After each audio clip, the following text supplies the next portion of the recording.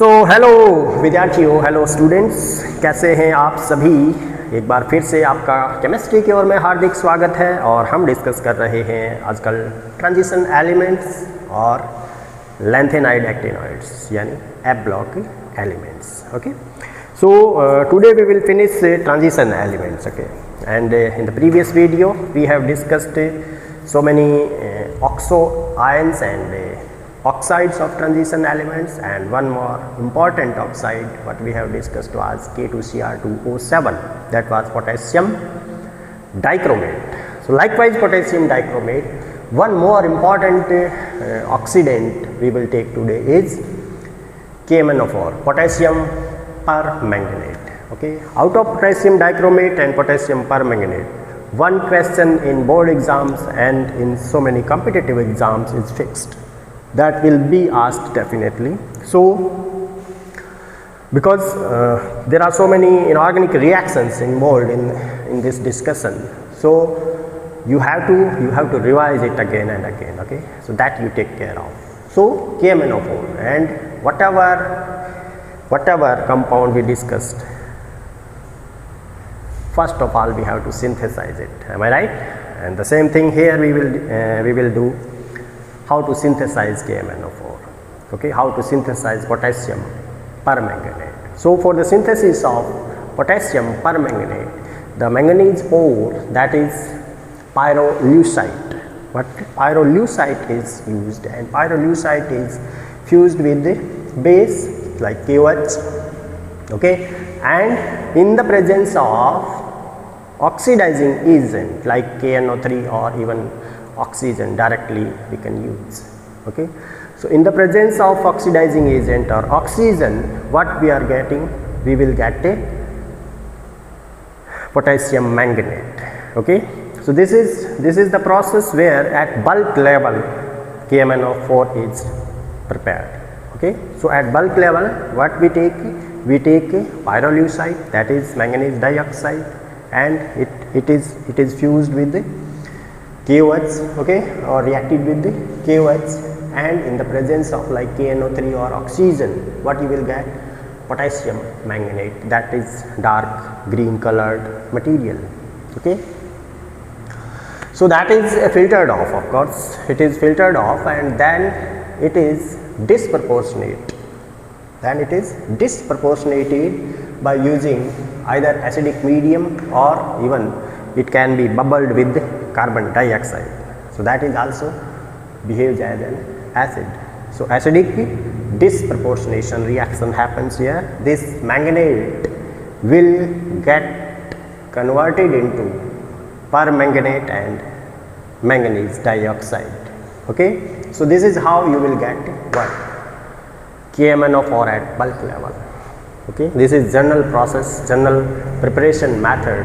ये आपके, अच्छा मैं इंग्लिश शुरू हो गया क्या, तो ये आपके सॉरी देखिए KMnO4 को बनाने की जो सबसे बल्क लेवल पे इसको कैसे बनाते हैं, उसके लिए सबसे इम्पॉर्टेंट मेथड है, पहली जो हमारी मेथड है वो हम इसका एक और होता है, एक अयस्क होता है पायरोल्यूसाइट। पायरोल्यूसाइट किसको कहा, ये भी क्वेश्चन पूछा जाता है कि पायरोल्यूसाइट क्या होता है। तो मैंगनीज डाइऑक्साइड, मैंगनीज डाइऑक्साइड को बेस के साथ फ्यूज़ किया जाता है, यानी बेस के साथ इसको मिक्सअप किया जाता है एलिवेटेड टेम्परेचर के ऊपर, और ऑक्सीडाइजिंग एजेंट के रूप में KNO3 या ऑक्सीजन को यूज़ किया जाता है।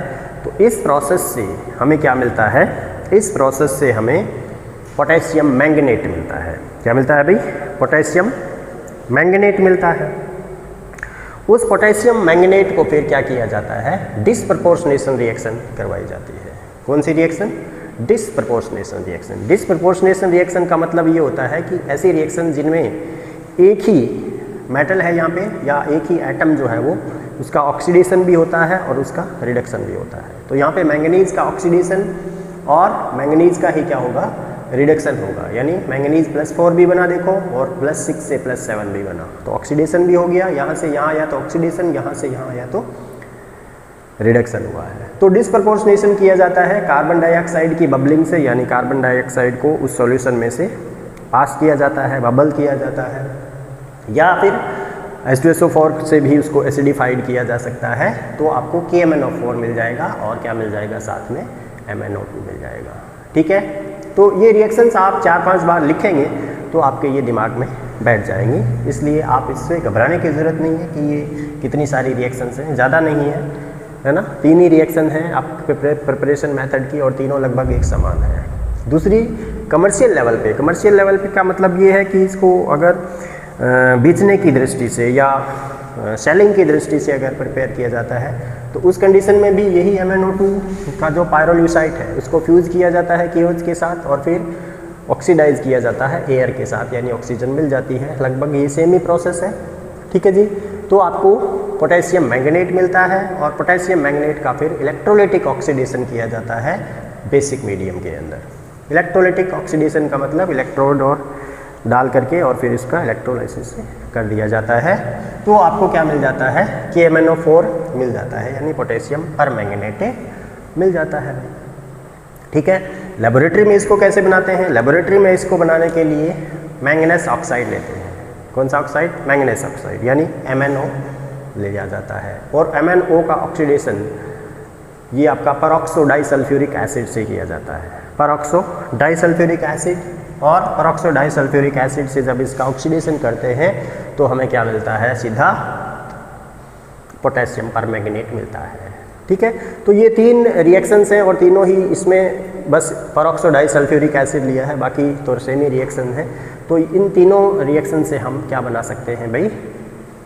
KMnO4 बना सकते हैं। ठीक है जी, हाँ या ना, बना सकते हैं। तो ये हमारा KMnO4 है। अब देखिए KMnO4 की अगर कुछ फिजिकल प्रॉपर्टी की बात करें तो फिजिकल प्रॉपर्टी में एक तो ये अगर एलिवेटेड टेम्परेचर लिया जाता है, यानी तापमान अगर बढ़ाया जाता है तो ये क्या हो जाता है? ये डिफ्यूज यानी ये डिकम्पोज हो जाता है भाई। क्या हो जाता है? डिकम्पोज। डिकम्पोज होने का मतलब ये टूट जाता है। किस में टूट जाता है? वही मैंगनेट में टूट जाता है और MnO2 में टूट जाता है। जब एलिवेटेड टेम्परेचर यानी 713 कितना दिया 513 केल्विन पे इसको गर्म किया जाता है तो K2MnO4 और MnO2 बन जाता है और वहाँ पे ऑक्सीजन भी बाहर निकल जाती है। ठीक है, तो ये इसका टेम्परेचर का इफेक्ट रहा और इसकी सॉल्युबिलिटी जो है वो वाटर के अंदर बहुत कम होती है, लगभग 6.4 ग्राम पर 100 ग्राम वाटर के अंदर, यानी 6.4% W/W इसकी सॉल्युबिलिटी होती है। तो बहुत कम मात्रा इसकी वाटर में घुलती है। टेम्परेचर अगर बढ़ाते हैं तो इसका टेम्परेचर भी ज़्यादा नहीं बढ़ा सकते हैं क्योंकि एलिवेटेड टेम्परेचर पे ये क्या हो जाता है? डिकम्पोज हो जाता है। ठीक है, मैग्नेटिक नेचर देखें इसकी तो नॉर्मल टेम्परेचर पे ये डायामैग्नेटिक होता है। डायामैग्नेटिक क्यों होता है? क्योंकि मैंगनीज के पास +7 ऑक्सीडेशन स्टेट के अंदर कोई अनपेयर्ड इलेक्ट्रॉन नहीं होता है, इसलिए ये डायामैग्नेटिक होता है। बात करें अगर K2MnO4 की यानी मैंगनेट की, पोटेशियम मैंगनेट जो है वो कैसा होता है? वो पैरामैग्नेटिक नेचर का होता है क्योंकि वहाँ पे मैंगनीज की ऑक्सीडेशन नंबर जो है वो 6+ होती है और वहाँ पे एक अनपेयर्ड इलेक्ट्रॉन रहता है d ऑर्बिटल्स के अंदर, इसलिए वो पैरामैग्नेटिक होता है। लेकिन पोटेशियम परमैंगनेट भी पैरामैग्नेटिज्म शो करता है अगर उसका टेम्परेचर बहुत एक्सट्रीमली लो कर दिया जाए, बहुत कम अगर टेम्परेचर कर दिया जाता है तो फिर वो कुछ पैरामैग्नेटिज्म शो करता है। और इसकी व्याख्या जो है वो वान वेलेक, एक नाम होता है, साइंटिस्ट का नाम है वान वेलेक। तो वान वेलेक ने ये थोड़ा सा एक्सप्लेनेशन दिया था। ठीक है, उसने एक मैकेनिज्म सुझाई थी कि क्यों बहुत एक्सट्रीमली लो टेम्परेचर के ऊपर KMnO4 जो है वो पैरामैग्नेटिज्म शो करता है। ये भी आप ध्यान रखें कि हाँ कर सकता है पैरामैग्नेटिज्म भी, लेकिन बहुत लो टेम्परेचर के ऊपर करता है। और उसकी व्याख्या कौन करता है? वान वेलेक मैकेनिज्म। वान वेलेक मैकेनिज्म क्या होती है वो हम आपको कॉलेज में बताएंगे। ठीक है जी, आज इसमें इतना ही आपको याद रखना है। उसके बाद इसके इंटेंस कलर की, बहुत अच्छे पर्पल कलर के, डार्क पर्पल कलर के इसके क्रिस्टल होते हैं।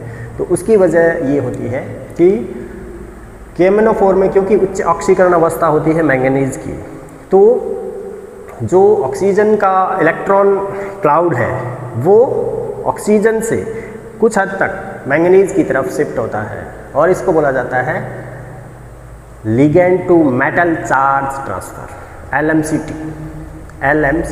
LM का मतलब ligand to metal charge transfer, ठीक है। लिगेंड क्या होता है, मेटल तो पता ही आपको, लिगेंड क्या होता है ये आपको नेक्स्ट चैप्टर में पता चल जाएगा। तो LMCT यानी ligand to metal charge transfer की वजह से ये इंटेंस कलर दर्शाता है। भाई बात समझ में आ गई। तो ये इसके कुछ फिजिकल प्रॉपर्टीज़ की बात हमने की है। केमिकल प्रॉपर्टीज़ में जाएं तो केमिकल प्रॉपर्टीज़ के अंदर इसका जो सबसे इम्पॉर्टेंट कैरेक्टर होता है वो ऑक्सीडाइजिंग एजेंट के रूप में इसको काम में लिया जाता है, और ऑक्सीडाइजिंग एजेंट के रूप में भी इसको एसिडिक मीडियम में और न्यूट्रल मीडियम में दो तरह से काम में लिया जाता है। एसिडिक और न्यूट्रल मीडियम की जो रिएक्शंस हैं वो सबसे इम्पॉर्टेंट होती है। तो एसिडिक मीडियम के अंदर जो KMnO4 का मैंगनीज 7+ है वो जनरली आपको Mn2+ में रिड्यूस होता हुआ दिखाई देगा, और बाकी जो दूसरा मटेरियल है वो क्या हो जाएगा भाई, ऑक्सीडाइज हो जाएगा। जैसे अगर ऑक्जेलिक एसिड की बात करते हैं तो ऑक्जेलिक एसिड को अगर एसिडिक मीडियम में, हालांकि ऑक्जेलिक एसिड स्वयं भी क्या है, एक एसिड है, लेकिन फिर भी उसको और एसिडिफाई करना पड़ता है अगर उसको कार्बन डाइऑक्साइड में ऑक्सीडाइज करना है। यानी एसिडिक KMnO4 जो है वो ऑक्जेलिक एसिड को या ऑक्जेलेट आयन को क्या कर सकता है, क्या कर देता है, कार्बन डाइऑक्साइड में ऑक्सीडाइज कर सकता है। ठीक है जी, यानी इसकी एबिलिटी है ये थोड़ा एलिवेटेड टेम्परेचर 333 केल्विन पे। इसी तरह से अगर फेरस सल्फेट लेते हैं, जैसे टाइट्रेशन में हम फेरस अमोनियम सल्फेट लेते हैं या फेरस सल्फेट लेते हैं, तो फेरस सल्फेट का जो एक्वस सॉल्यूशन होता है वो ग्रीनिश कलर का होता है ना। अगर उसकी KMnO4 एसिडिक KMnO4 के साथ एसिड के रूप में हम H2SO4 यूज़ कर रहे हैं यहाँ पे देखिए, और सिर्फ H2SO4 ही यूज़ क्यों करते हैं, HNO ये HCl क्यों नहीं यूज़ करते हैं, इस बात की भी हम व्याख्या करेंगे थोड़ी सी। तो FeSO4 को फिर ये फेरिक सल्फेट में ऑक्सीडाइज कर देता है, और स्वयं किस में, वही Mn2+ मैंगनीज सल्फेट के अंदर रिड्यूस हो जाता है, और ये फेरिक सल्फेट जो है वो येलो कलर का होता है। तो यहाँ पे कलर चेंज की वजह से आपको पता चल जाता है कि हाँ ये ऑक्सीडेशन रिएक्शन हो रहे हैं। ठीक है, इसी तरह से अगर KI लेते हैं, पोटेशियम आयोडाइड लिया जाता है, तो आयोडाइड को ये आयोडीन में ऑक्सीडाइज कर देता है। किसमें, आयोडाइड को आयोडीन में, कौन, एसिडिक KMnO4। न्यूट्रल की बात करेंगे तो वो अलग हो जाएगी, ये ध्यान रखिएगा आप, वेरी इंपॉर्टेंट है आयोडाइड, यहाँ भी आयोडाइड है। ठीक है, तो आयोडीन में क्या कर देगा भी, ऑक्सीडाइज कर देगा। इसी तरह से अगर सल्फाइड, हाइड्रोजन सल्फाइड लेते हैं जैसे, तो हाइड्रोजन सल्फाइड को वो सल्फ़र में, ब्लैक कलर का सल्फ़र आपके पास प्रेसिपिटेट के रूप में जमा हो जाएगा, वहाँ पे मैंगनीज आयन बन जाएगा। इसी तरह से नाइट्राइट की बात करें तो नाइट्राइट को ये नाइट्रेट में ऑक्सीडाइज कर देता है, और स्वयं मैंगनीज जो है वो ये MnO4- है भाई, एसिडिक मीडियम के अंदर क्या है, मैंगनीज आयन में रिड्यूस हो जाता है। ठीक है, तो इन सारी रिएक्शंस में आप क्या देख पा रहे हैं कि मैंगनीज आयन बन रहा है। ये देखिए Mn2+ बन रहा है, Mn2+। तो एसिडिफाइड अगर KMnO4 यूज़ करते हैं तो वो स्वयं जनरली किस में रिड्यूस होता है, Mn2+ में रिड्यूस होता है। बाकी दूसरा जो रिएजेंट है जिसका ऑक्सीडेशन हो रहा है वो अपने अकॉर्डिंगली जो भी उसकी ऑक्सीडेशन स्टेट पॉसिबल होती है ऑक्सीडेशन के बाद, उसमें वो ऑक्सीडाइज हो जाता है। ठीक है जी, तो ये बात रही एसिडिक मीडियम में ऑक्सीडेशन की। इसी तरह से अगर अब बात करें हम न्यूट्रल मीडियम के अंदर, कि न्यूट्रल मीडियम में KMnO4 as a oxidant use करते हैं, तब क्या होता है। तो न्यूट्रल मीडियम में थोड़ी सी कहानी अलग होती है। देखिए आयोडाइड अगर लेते हो, यही सेम KI अगर आप लेते हो, तो वो आयोडेट में ऑक्सीडाइज होता है। किसमें, आयोडेट में ऑक्सीडाइज होता है, और जो मैंगनीज 7+ था वो मैंगनीज 4+ में रिड्यूस होता है। ठीक है, तो ये थोड़ा सा फ़र्क है एसिडिक मीडियम में और न्यूट्रल मीडियम में, ये ध्यान रखिएगा आप। ठीक है भाई, इसी तरह से अगर थायोसल्फ्यूरिक एसिड लेते हैं, तो थायोसल्फ्यूरिक एसिड जो है वो थायोसल्फेट को सल्फेट में ऑक्सीडाइज करता है ये KMnO4 न्यूट्रल मीडियम के अंदर, और स्वयं देखिए MnO2 मैंगनीज डाइऑक्साइड यानी Mn+4 में रिड्यूस हो जाएगा। इसी तरह से अगर आप इवन मैंगनेस आयन लेते हो, मैंगनीज, Mn2+ को मैंगनीज आयन बोला जाता है। तो मैंगनीज का कोई भी साल्ट, जैसे MnSO4 ही लेते हो मान लीजिए, तो MnSO4 को अगर आप KMnO4 के साथ रिएक्शन करवाते हो तो ये MnO2 में ऑक्सीडाइज हो जाता है। क्या हो जाता है? MnO2 में ऑक्सीडाइज हो जाता है, और ये स्वयं भी, ये जो स्वयं है वो भी क्या हो जाएगा? रिड्यूस होकर के Mn4+ बना लेगा यहाँ पे। तो दोनों के ही Mn4+ बन गए। इसका ऑक्सीडेशन हो गया है, इसका क्या हो गया है? रिडक्शन हो गया है। ठीक है भाई, ये मैंगनीज देखो 1 2 3, यहाँ 3 कर दें क्या? हो जाता है कैसे? 3 दूनी 6। ठीक है, तो ये इस तरह से आप देखिए, कुल मिलाकर के बात यहाँ पे ये निकल के आती है कि इन न्यूट्रल मीडियम वाले रिएक्शन में MnO2 यानी Mn+4 बन रहा है, जबकि एसिडिक मीडियम में जो ऑक्सीडेशन रिएक्शन बताई है हमने, वहाँ पे क्या बन रहा है? Mn2+ बन रहा है। ठीक है जी, तो इस तरह से आप दोनों को कंपेयर करके रिएक्शंस को पढ़ेंगे तो बिल्कुल आप इसको आसानी से कैप्चर कर सकते हो, आसानी से समझ भी सकते हो। समझना भी इतना मुश्किल नहीं है यहाँ पे। ठीक है, क्या क्या कॉमन चीज़ें हैं वो ध्यान में रखें, क्या क्या डिफरेंस हैं वो ध्यान में रखें। जब भी आप जब भी ऑर्गेनिक केमिस्ट्री या रिएक्शंस पढ़ें जनरली, तो रिएक्शंस को आप कंपेयर करके पढ़ा करें कि वहाँ पे ये हुआ था, यहाँ पे ये क्या हो रहा है, तब आपको चीज़ें ध्यान में ज़्यादा अच्छे से रहती हैं। ये बात आप हमेशा जब भी आप केमिस्ट्री की स्टडी करें, ये बात आप ध्यान में रखेंगे। ठीक है जी, तो ये आपकी कुछ रिएक्शंस थी एसिडिक और न्यूट्रल मीडियम के अंदर। यूज़ की बात करें तो ये सारे यूज़ ही हैं वैसे देखा जाए तो।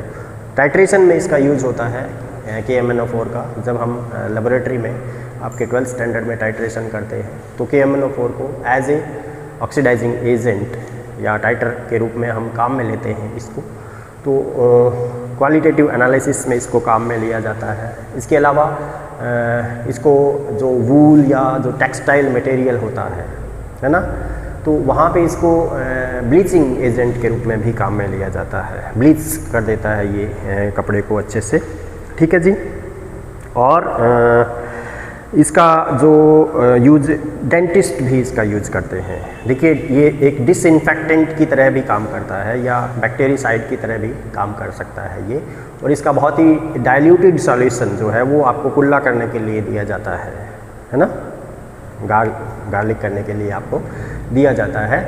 तो उससे क्या है, मुंह आपका जो भी जर्म्स हैं वो साफ़ हो जाते हैं। हालांकि बहुत डाइल्यूट सॉल्यूशन होता है, 0.1 to 0.2% ही सॉल्यूशन होना चाहिए। अगर ज़्यादा लेंगे तो फिर और ये आपको डैमेज भी कर सकता है मुंह के अंदर। ठीक है, तो और इसको डीकलराइजिंग एजेंट के रूप में अगर ऑयल के अंदर कलर्ड ऑयल हो गया है तो उसका डीकलराइजेशन इसके माध्यम से किया जा सकता है। ठीक है जी, अब देखिए जो एसिडिक मीडियम वाले रिएक्शंस थी वहाँ पे हमने H2SO4 जनरली यूज़ किया है। H2SO4 क्यों नहीं करते हैं, ये HCl क्यों नहीं करते हैं, ये सवाल कई बार पूछा जाता है। तो HCl वहाँ पे इसलिए यूज़ नहीं किया जाता है क्योंकि HCl में जो क्लोराइड आयन है वो क्लोरीन में ऑक्सीडाइज हो जाएगा। जैसे आयोडाइड आयन आयोडीन में ऑक्सीडाइज हो गया है, वैसे ही HCl का क्लोराइड भी क्या हो जाएगा, KMnO4 के द्वारा क्लोरीन में ऑक्सीडाइज हो जाएगा। ठीक है, तो वहाँ पे वो रिएक्शन ज़्यादा संपन्न हो जाएगी बजाय कि एसिडिक मीडियम बनने के। तो इसलिए हम H2SO4 generally in acidic medium वाले रिएक्शंस में यूज़ करते हैं। ठीक है भाई, तो मैं समझता हूँ कि लगभग सारी बातें हमने डिस्कस कर ली हैं।